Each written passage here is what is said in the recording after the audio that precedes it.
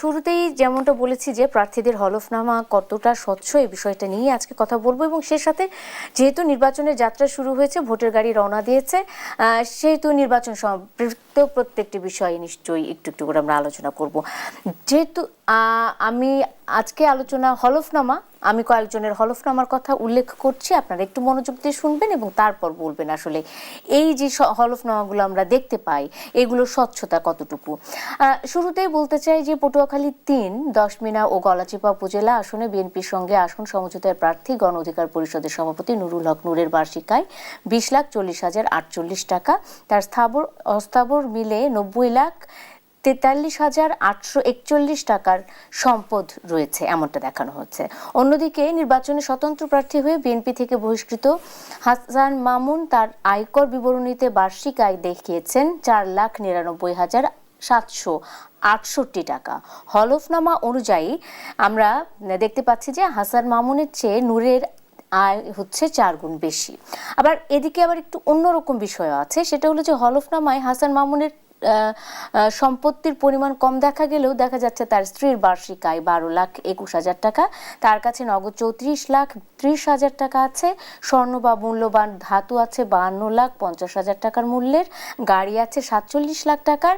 আয়কর রিটার্নে তিনি 1,15,00,000 টাকার সম্পদের পরিমাণ উল্লেখ করেছেন, যার বর্তমান বাজার মূল্য 1,68,00,000 টাকা বলে উল্লেখ করা হয়েছে। জামায়াতে ইসলামী নেতৃত্বাধীন জোটের হয়ে ফেনী 2 সদর আসন থেকে ত্রয়োদশ জাতীয় সংসদ নির্বাচনে প্রার্থী হয়েছেন আমার বাংলাদেশ এবি পার্টির চেয়ারম্যান মুজিবুর রহমান মঞ্জু।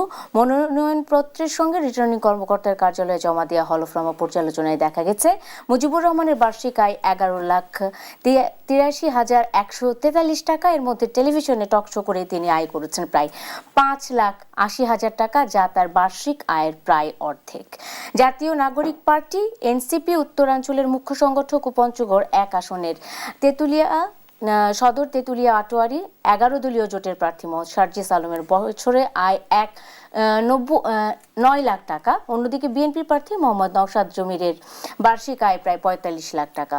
নওশাদের চেয়ে তার স্ত্রীর স্থাবর সম্পদ বেশি। মানে আমরা আসলে একটু হতচকিত হয়ে যাচ্ছি।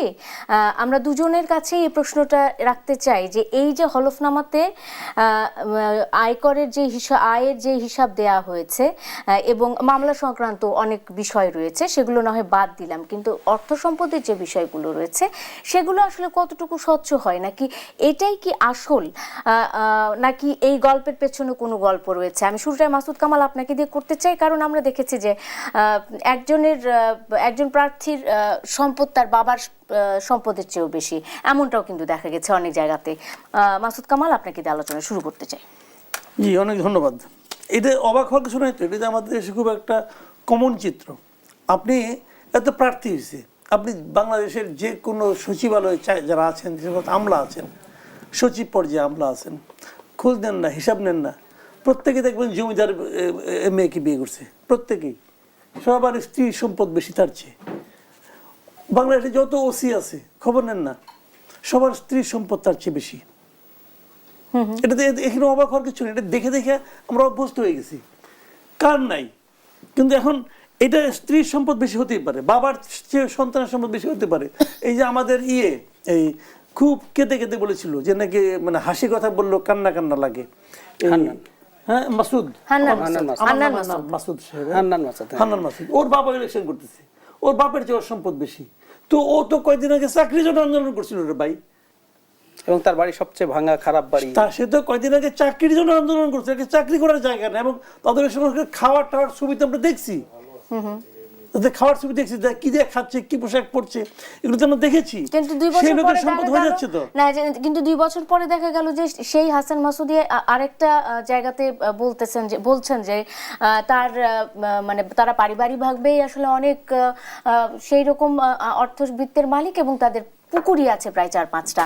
মানে এই বিষয়গুলো আসলে আমাদেরকে কনফিউজ করে না। না, পুকুরটা কার? ওর না ওর বাপের? ওর বাপের তো, তোর বাপের সম্পদ ওর চেয়ে কম হয় কেমন করে? তাইলে সেক্ষেত্রে স্বচ্ছতা নিয়ে তো তাহলে নিশ্চয় প্রশ্ন উঠে। তাহলে ওর বাপের সম্পদ ওর চেয়ে কম হয় কিভাবে? ভাই, এরা সব চোর, সহজ সরল বাংলায় সব চোর। এই চোরগুলি গেছে এখন মন্ত্রী মিনিস্টার হওয়ার জন্য, এমপি হওয়ার জন্য। ভাই আমাদের দুর্ভাগ্য হলো এটাই, আমরা ভোট দিয়ে বড় চোর ছোট চোরের মধ্যে দিয়ে একটা নির্বাচিত করি। আমি অদূর যাব না, আপনি আমাকে বলেন যে কি বলে জামাতের আমিরের ইনকাম কত? জামাতের আমির হলো গিয়ে তার পেশা চিকিৎসক, পেশা চিকিৎসক, উনিও চিকিৎসক, ওনার নামেও ডাক্তার আছে, উনিও ডাক্তারি পাস করছে ঢাকা মেডিকেল কলেজ থেকে। ওনার পেশা কি? উনি তো ডাক্তারি পাস করলেই পেশা চিকিৎসক হয়ে গেল। ওনার চেম্বার কোথায়? উনি কোথায় প্র্যাকটিস করেন? উনি তো যদি নন প্র্যাকটিসিং হন, ডক্টর হন, তাহলে তার পেশা চিকিৎসক হয় কেমন? তার পেশা অন্য কিছু। তো পেশা, তার ইনকাম কত দেখাচ্ছে দেখেন তো, তার ইনকাম কত? তার ইনকাম তো 3 লাখ টাকা, কত টাকা দেখলাম? হ্যাঁ, এরকমই দেখি 3,60,000 টাকা তার বাৎসরিক ইনকাম। তার মানে প্রতি মাসে 25,000 টাকা।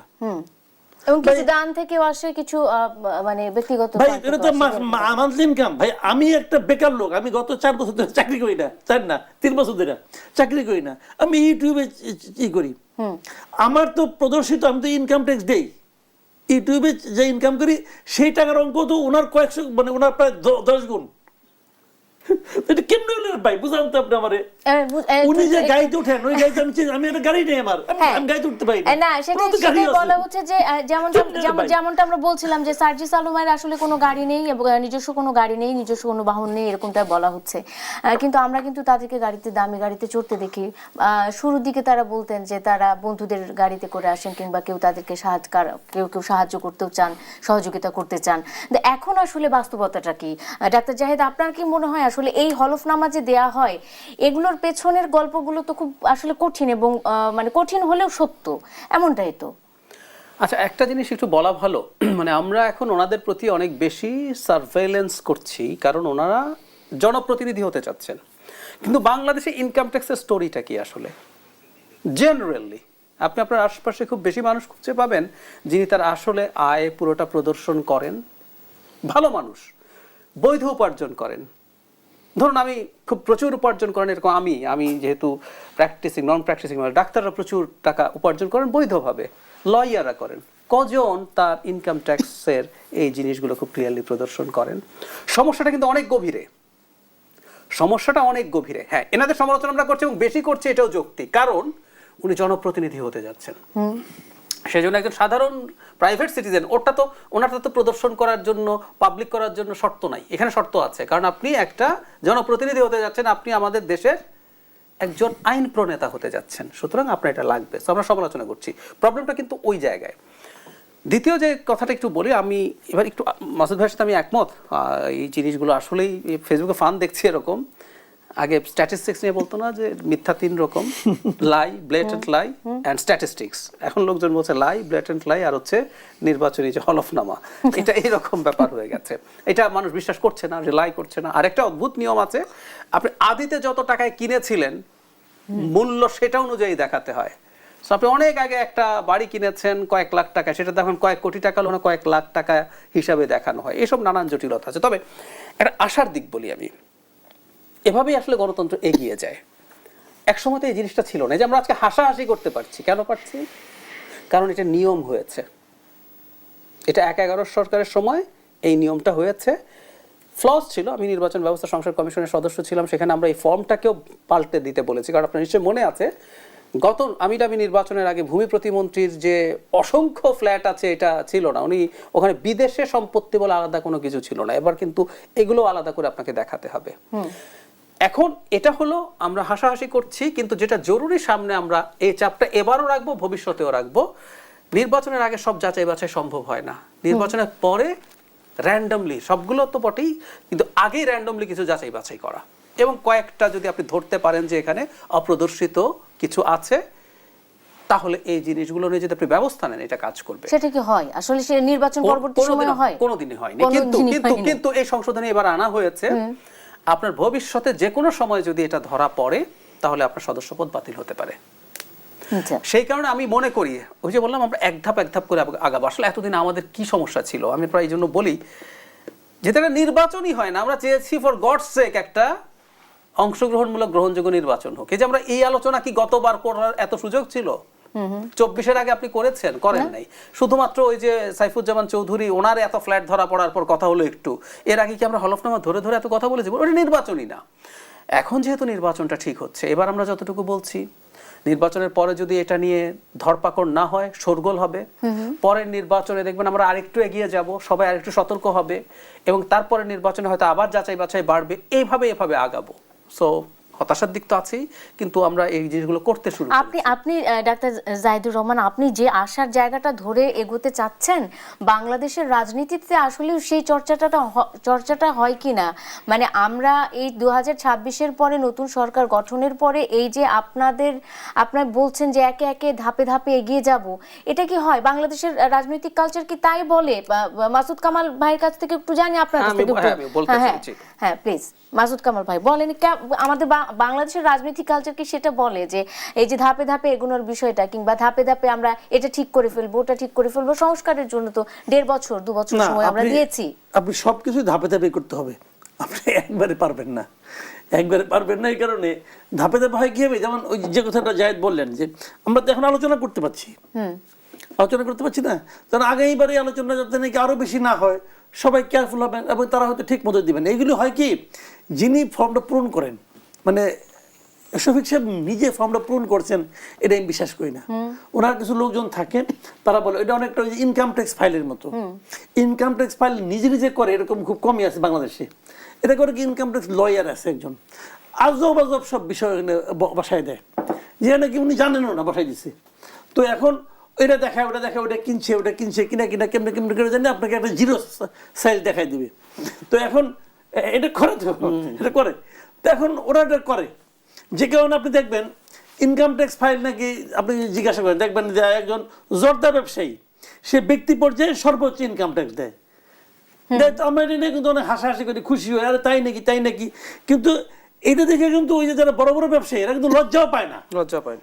ওদের তো লজ্জা পাওয়া উচিত ছিল যে ওই জর্দা ব্যবসায়ী কিভাবে আমার চেয়ে বেশি ইনকাম ট্যাক্স দেয়। ওরা লজ্জা পায়, ওরা খুশি হয় যে হ্যাঁ মেবি আই এম স্মার্ট। যেটা নাকি ট্রাম্প বলছিল, কিন্তু সে ট্রাম্পও কিন্তু ইনকাম ট্যাক্স দেয় না, মানে $100-200 দেয় না। তাকে জিজ্ঞাসা করছিল, ওকে আমি স্মার্ট, এই জন্য আমি দিই না, তুমি পারলে আমার ধরো। মানে স্মার্ট হলে আমি দিতে না, আমাকে তুমি পারলে ধরো, আমি চুরি করছি, পারলে তুমি আমাকে আটকাতে পারে নাই, তাকে তো আটকাতে পারে নাই। তো হিসাবটা ওইভাবে হয় আর কি। এখন আমি মাঝে মাঝে তো বলি যে দুর্নীতি ধরার সবচেয়ে সহজ উপায় হলো কে কত টাকা ইনকাম ট্যাক্স দেয়, এটা আপনারা প্রকাশ করে দেন, মানুষ জানুক। তখন আবার বলে কি না, এই ট্যাক্সের ফাইলটা নাকি মানুষের ব্যক্তিগত গোপনীয়তার ফাইল। যদি সেটাই হয় তাহলে হলফনামা আবার ট্যাক্সের ফাইল জমা দেয় কেমন করে? ওখানে গোপনীয়তা নষ্ট হচ্ছে না? ওই কারণে ওই যে ওনারা যে এখন কোশ্চেনটা হলো জানেন, এইগুলো এই যে ওপেন করে দেওয়া হচ্ছে, এটা ভালো মানে কি জানেন? এখন কিন্তু শফিক সাহেব বলেন, তারেক রহমান সাহেব বলেন, তারেক রহমান সাহেবের বছর ইনকাম হলো 6 লাখ টাকা দেখাচ্ছে, ওটা বাৎসরিক ইনকাম 6 লাখ টাকা, যেটা হইল রে ভাই 25-26। তো এখন এটা যদি হয় তাহলে কি হচ্ছে, ওনারা কিন্তু লজ্জা পাবে, একটু ভাববে এই যে আমি যাচ্ছি, এর মধ্যে কেউ না কেউ তো জানে যে আমার বাৎসরিক ইনকাম দেখাচ্ছে 3 লাখ টাকা, সে আমার সম্বন্ধে কি মনে করতেছে। এই দুজন লোক তো অন্তত আমি তো বলতেছি আজকে, দুজন লোক দেখলে আমি ভাববো কিভাবে তার 6 লাখ টাকা ইনকাম হয়, কিভাবে তার 3 লাখ টাকা ইনকাম হয়, তাহলে এটা কেমনে হলো? আমি চলে যাই অবশ্যই, এটা কেমনে হলো একটা প্রশ্ন মাসুদ কামাল ভাইয়ের, এবং আমারও সেই প্রশ্ন আসলে কেমন করে হয়, কারণ হলফনামাতে যেটা দেয়া হয় তার থেকে আমরা 10 গুণ 100 গুণ বেশি তাদের লাইফস্টাইল মেনটেন করে চলার বিষয়গুলো দেখি। ডাক্তার জাহিদুর রহমান, আপনি বলতে চাচ্ছিলেন যে আসলে অনেক সময় নিয়ে সংস্কার করেছে, কিন্তু কেন হবে ধাপে ধাপে, হ্যাঁ কিভাবে হবে আমি সেটা বলছি। তার আগে একটা কথা একটু বলি, ইভেন আওয়ামী লীগের সময় আপনি মনে করে দেখুন, যারা পরপর নির্বাচন করেছে, যিনি 14-তে করেছেন, যিনি 18-তে করেছেন, আওয়ামী লীগেরই লোকজনের কতগুণ সম্পদ বেড়েছে, রিপোর্ট কিন্তু পত্রিকায় এসছে। এটাও প্রশ্নের মুখে পড়েছে, এটা কিন্তু তারা প্রদর্শন করেছেন যতটুকু। আপনাদের নিশ্চয়ই মনে আছে যে মাছ ব্যবসা সবার, মাছের খামারে কিন্তু ইনকাম ট্যাক্স ছিল না, তাই সবাই মাছের খামার দেখিয়ে টাকা সাদা করেছেন। কৃষিটাও কি সেরকম? কৃষি না, মৎস্য চাষ। ওকে, কিভাবে কাজ করবে বা সেটা বলছি। শর্ত হচ্ছে একটার পর একটা গ্রহণযোগ্য নির্বাচন হতে হবে। ধরুন শেখ হাসিনার সময় সম্ভব হতো না, কারণ হলো এই যে আমরা শোরগোল করি, তাতে শেখ হাসিনার কি আসে যায়? নির্বাচন হয় না, আপনি আমি ভোট দেবো না, আপনি আমার ভোট উনি পেয়ে গেছেন, উনি রাতে সিল মারেন বা অন্য জায়গায় করেন, তাই তো?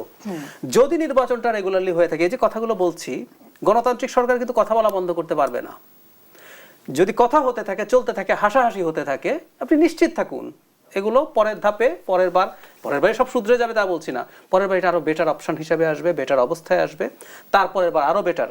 এবং নির্বাচন কমিশনের উপরে চাপ তৈরি হবে যে এই যে হাস্যকর হলফনামা দিচ্ছে, তুমি কি করছো? সাংবাদিকরা গিয়ে জিজ্ঞেস করবে আপনারা এটার ব্যাপারে কি করেছেন বলেন। এই করতে করতে আসলে দেখা যাবে এগুলো ধাপে ধাপে অগ্রগতি হবে, তবে শর্ত একটার পর একটা অ্যাকসেপ্টেবল নির্বাচন হতে হবে। মানে জবাবদিহিতার জায়গাটা তৈরি করতে হবে। আমি একটু চলে যাই মাসুদ কামাল ভাই আপনার কাছে। এই নির্বাচন আসলে পরে নির্বাচনের পরিবেশ বা লেভেল প্লেইং ফিল্ড নিয়ে নানা রকমের কথা শুরু হয় এবং এর মধ্যেই আমরা দেখছি যে নির্বাচনের পরিবেশ নিয়ে অনেকেই শঙ্কা প্রকাশ করছে এবং নির্বাচনের পক্ষপাতিত্বের এক ধরনের অভিযোগও উঠেছে বিভিন্ন দলের পক্ষ থেকে। আজকে যেমন হাসনাত আব্দুল্লাহ বলেছে যে প্রশাসন মনে হয় বিএনপির দিকে একটু ঝুঁকে আছে, বিএনপি কিছুদিন আগে বলেছিল এনসিপির দিকে প্রশাসন ঝুঁকে আছে। মানে সবকিছু মিলিয়ে আসলে নিরাপত্তা বা লেভেল প্লেইং ফিল্ড এই বিষয়গুলো তো বেশ গুরুত্বপূর্ণ বিষয়। মাসুদ কামাল, দেখেন এই যে অভিযোগটা না, অভিযোগগুলো কিন্তু অসত্য না, এই অভিযোগগুলিকে আপনি উড়িয়ে দিতে পারবেন না। হাসনাত আব্দুল্লাহ আজকের যে অভিযোগ এটা ঠিক, কয়েকদিন আগে যে বিএনপির অভিযোগ ছিল ওইটাও ঠিক, আবার অনেকে বলছে যে এই প্রশাসন তো জামাতের প্রশাসন, ওইটাও ঠিক, সবগুলি ঠিক। ঠিক এই কারণে যে এই প্রশাসন তো কনফিউজ প্রশাসন। আপনি এখন যখন আওয়ামী লীগ ছিল, আওয়ামী লীগ মানে কিন্তু যখন একটা লোক যখন প্রশাসনে যে ডেপুটি সেক্রেটারি, সে তার চাকরি হচ্ছে কবে? আজকে যে ডেপুটি সেক্রেটারি, আজকে যে ডিসি বিভিন্ন এলাকার যে 64 জেলার যে 64 জন ডিসি, এদের চাকরি হচ্ছে কবে? আওয়ামী লীগ আমলে। সবার চাকরি হচ্ছে আওয়ামী লীগ আমলে, হয়েছে না? তাহলে আওয়ামী লীগ আমলে কি মনে করেন আপনার জামাতের ডিসিকে তারা নিবে? নাই। বিএনপি ডিসিকে নিবে না। তাহলে বলবেন আপনি যে না ভাই, আমি আসলে আওয়ামী লীগের কথা বলছিলাম, কিন্তু আসলে আমি গুপ্ত জামাত ছিলাম, আসলে আমি গুপ্ত বিএনপি। তাহলে ওনারা সবাই গুপ্ত, ওকে ফাইন। এই গুপ্ত লোকগুলি এসে নিয়ে চাকরি করছে। তাহলে এখন যদি আমি প্রশ্ন করি, যে লোক ওই সময় গুপ্ত ছিল সে লোক তো এই সময় গুপ্ত হতে পারে ভাই, এখনো সে গুপ্ত। এখন সে বলতেছে আমি জামাতের, বলতেছে আমি আওয়ামী লীগ বিএনপির, আসলে তারা গুপ্ত আওয়ামী লীগ। যদি আমি বলি আপনি ফিরাবেন কি দিয়া? এই কথা তো লজিক্যাল কথা। তো এখন প্রমাণ তো করতে হবে। এখন কোশ্চেনটা হলো কি, এরা আসলে গুপ্ত হচ্ছে কেন? এরা আসলে গুপ্ত হতে চায় কেন? চায় এই কারণে তারা মনে করে যে ভাই আমার তো চাকরিটা রক্ষা করতে হবে। মাঝখানে একবার আওয়াজ উঠলো না যে 2018 নির্বাচনে যত ডিসি ছিল সবার চাকরি নাই, সব এসপি চাকরি চলে যাবে, এরকম কিন্তু আওয়াজ উঠছিল, ওএসডি করছিল, অনেকগুলোই করছিল। তো এখন কি হবে? এখন সবাই যাবে আমি তো ডিসি হবো না, ওই ঝামেলার মধ্যে যাওয়ার দরকার নেই আমার, যদি চাকরি চলে যাওয়ার পরে কি আসে না আসে কোনো তো ঠিক নাই। তো এখন এই যে জায়গাটা, যে যদি তারা জানতো যে আমাদের পেশাদারিত্বের ক্ষেত্রে কোনো ধরনের দলীয় প্রভাব আসবে না পরবর্তী সময়ে, আমরা প্রফেশনাল আমলা হিসেবে কাজ করতে পারবো বাকি জীবন, তাহলে কিন্তু সমস্যা হতো না। কিন্তু সমস্যা হয়েছে যে শেখ হাসিনার আমলে, এটা শুরু হয়েছে 2001 সাল থেকে, মানে তারপরে শেখ হাসিনা এটাকে একদম একটা অসাধারণ পর্যায়ে নিয়ে গেছে সে, যে এই সময়ে তারা এটাকে এত দলীয়করণ করছে, এত রাজনীতিকরণ করছে, যে এখন এটা প্রতিদিনই আগের দিনের চেয়ে খারাপ হচ্ছে, আগামীতেও খারাপ হবে। দেখেন ছোট ছোট পোলাপান ডিসি নিয়োগ দিছে, এই জন্য আজকে এক ছোট পোলাপান যে ওসি বলতে পারে যে এক এসআই আগুন দিয়ে পুরাই দিছি। একটা বিরতি নেই, আরেকটা বিরতি নেই। মাসুদ কামাল ভাই ফিরে আসছে একটা বিরতি নিয়ে। আরআইএল অ্যাঙ্গেল চ্যানেল স্কয়ার বার নিবেদিত দেশ সম্প্রতিকে আরেকটা বিরতি নিয়ে ফিরছে, এক্ষুনি সঙ্গে থাকুন। বিরতির পর স্বাগত আরেকবার, দেখছেন আরআইএল অ্যাঙ্গেল চ্যানেল স্কয়ার বার নিবেদিত দেশ সম্প্রতিক। সোনিয়া হক আপনাদের সাথে আছি। প্রার্থীদের হলফনামা কতটা স্বচ্ছ আলোচনা থেকে শুরু হয়েছিল এবং আমি একটা ছোট্ট, মাসুদ কামাল ভাই আপনার কাছে আলোচনাতে যাবার আগে একটা ছোট্ট খবর বলতে চাই। সেটা হলো জাতীয় নাগরিক পার্টি দক্ষিণাঞ্চলের মুখ্য সমন্বয়ক হাসনাত আব্দুল্লাহ বলছেন, আমরা চেয়েছি একটা ব্যালট বিপ্লব, কিন্তু আমরা দেখতে পাচ্ছি কতিপয় রাজনৈতিক দল তাদের মার্কা বিলুপ্ত করে দিয়ে অন্য একটা দলে একীভূত হচ্ছে। যারা একটি দুটি সিটের জন্য দলকে বিক্রি করে দিচ্ছেন, তারা নিজেদের দলের প্রতি অন্যায় করেছেন। আমরা চেয়েছি জুলাই বিপ্লব, কিন্তু কতিপয় রাজনৈতিক দল বুলেট বিপ্লবের প্রস্তুতি নিচ্ছে। তারা নিজেরাও কিন্তু নেতৃত্বাধীন জামাতে ইসলামী নেতৃত্বাধীন আর দলের সঙ্গে যুক্ত হয়ে 11 নম্বর দলে পরিণত হয়েছে। আপনার মন্তব্য আগের সাথে এইটুকু আমি কিন্তু হাসনাত আব্দুল্লাহর কথাকে একদম উড়িয়ে দিচ্ছি না। উনি দিচ্ছেন না কেউ না, হাসনাত আব্দুল্লাহ জামাতের সঙ্গে যায় না, তারা একটা জামাতের যে জোট আছে সেই জোটের সঙ্গে তারা গেছে নির্বাচনী জোট করতে। তারা কিন্তু ওই শাপলা করে নিয়ে নির্বাচন করবে, কিন্তু তারা তাদের দলের অস্তিত্বকে বিলীন করে দিচ্ছে। এটা এখনই তার এই সিদ্ধান্তের মাধ্যমে আপনি প্রমাণ করতে পারবেন না। হয়তো পরবর্তীতে তারা বিলীন হয়ে যাবে, হয়তো পরবর্তীতে মিলে যাবে একসঙ্গে, কি হবে না হবে পরের কথা আগে বলতে পারবো না, কিন্তু তারা কিন্তু এটা করে না। কিন্তু এখানে যেটা হয়েছে, এই যে কতিপয় পলিটিক্যাল পার্টি বিলুপ্ত করে দিচ্ছে, বাংলাদেশ জাতীয় লীগ একটা পার্টি বিলুপ্ত করে দিচ্ছে। রাশেদ খান, এটা হলো সবচেয়ে খারাপ। সবচেয়ে খারাপ কেন? রাশেদ খান বিএনপিতে জয়েন করছে, আর নূর বলে কি নাকি তাদের নাকি নির্বাচনী কৌশল, মানে ফাইল ক্লাবের একটা সীমা থাকা দরকার। তাহলে তুমি যাও বাবা, তুমি যাবা না, ওরে পাঠাইছো তুমি বিএনপি দিয়ে। আবার যখন বিএনপি যখন হারবো, ধর হারলো হাইপুত, আমার তো মনে হারবে এবং আমি চাই ও হারুক। হারলে পরে সে কেমন করে ব্যাক করে, এটা আমি একটু দেখতে চাই। যে ঘরের বরে পাঠাইছি যে তুমি যাও এখানে নির্বাচনী কৌশল করে আসো, পরে আবার আসো, এটা হইল রে ভাই? এগুলি কি মানে? এগুলি এদের লজ্জা শরমও নাই। একটা তুমি একটা দল করছো, এই দলের জন্য একটা প্রতীক আনছো, এই প্রতীকের জন্য মারামারি করছো, ঝগড়াঝাটি করছো, কইরে নিয়ে তুমি বলতেছো আমি 2 দিন একটু ওই প্রতীক দিয়ে ইলেকশন করে আসি, আর তোমরা সবাই এটা দিয়ে করো, ট্রাক দিয়ে করো। হইলো ভাই এটা কিছু? মানে এদের মানে মিনিমাম যে একটা চক্ষু লজ্জা থাকা উচিত, এদের সেটাও নাই। মানে 5 আগস্টের পরবর্তী সময় আমরা যে রাজনীতিতে গুণগত পরিবর্তনের আশা করেছিলাম, সেটা কি হয়েছে আদৌ? আরে না, কিসের কি হয়েছে পরিবর্তন? মানে আগে যা ছিল সেরকমই, আগে যা ছিল তার চেয়েও খারাপ হয়েছে। তার চাইতেও খারাপ হয়েছে। আমি চলে যাই ডাক্তার জাহিদুর রহমান আপনার কাছে। 5 আগস্টের পর রাজনীতিতে গুণগত পরিবর্তন আশা করেছিলাম আমরা 24-এর অভ্যুত্থানের পর। আসলে কোন জায়গায় এখন আমরা দাঁড়িয়ে আছি? আমরা কারা আশা করেছিল? আপনি করেছিলেন? না, আমরা করেছিলাম, আমরা সাধারণ মানুষ যারা তারা করেছিলাম। আমিও সাধারণ মানুষের মধ্যে আমি খুব একটা আশা করিনি, কিন্তু আমার একটা কিন্তু আছে। আমরা আমাদের গতানুগতিক রাজনীতি, আমি কিন্তু প্রত্যাশা খুব কমিয়ে কথা বলি, আমরা গতানুগতিক রাজনীতিটাও যদি ঠিকঠাক মতো করে যেতে পারি আমাদের ভালো হবে। এই যে রাশেদ খান গেলেন, এই যে মাসুদ কামাল ভাই অত্যন্ত টাফ ভাষায় সমালোচনা করলেন, এটা সমালোচনার মতো ব্যাপার। এবার নিজ প্রতীকে নির্বাচন করতে হবে বলেই অনেকে, যেহেতু নিজ প্রতীকে মানে ধানের শীষ তাদেরকে ছেড়ে দিলেও জিতে আসতে পারবেন না, কিন্তু আমাকে এমপি হতেই হবে। তার মানে আমি যতদিন একটা দল করেছিলাম, আমি বলতে চেয়েছি আমার একটা নিজস্ব লক্ষ্য এবং আদর্শ আছে। এটা আসলে কেন পরে আমরা জানতাম, কিন্তু এটা প্রকাশিত হলো, এই তো ব্যাপারটা। সো এই যে ঘটনাগুলো যখন আমাদের সামনে আসছে, এগুলো প্রত্যেকটাকে আমি আবারও বলছি, আমি পজিটিভ হিসাবে এই জন্য দেখি যে আমরা সমালোচনা করছি, আমরা হাসাহাসি করছি, এবং আপনি যে কথা বলছেন অনেকেই প্রত্যাশা করেছিলেন যে আমাদের অনেক গুণগত পরিবর্তন। আমি করি নাই আসলে, কারণ গুণগত পরিবর্তনের কথা যারা বলেন, এনসিপি সবচেয়ে বেশি নতুন বন্দোবস্তের কথা বলেছেন, সবচেয়ে বেশি বন্দোবস্ত বাতিল করেছেন তারা। তাদের হলফনামা, ধরুন একজনের হান্নান মাসুদের কথা এসছে, 16 মাসে 96 লাখ টাকা তার সম্পদ হয়েছে, প্রতি মাসে সম্পদ জমেছে 6 লাখ টাকা। আপনি আয় ব্যয় করার পর 6 লাখ টাকা মাসে জমা হয়েছে। এরকম আরো অসংখ্য ইস্যুজ আছে।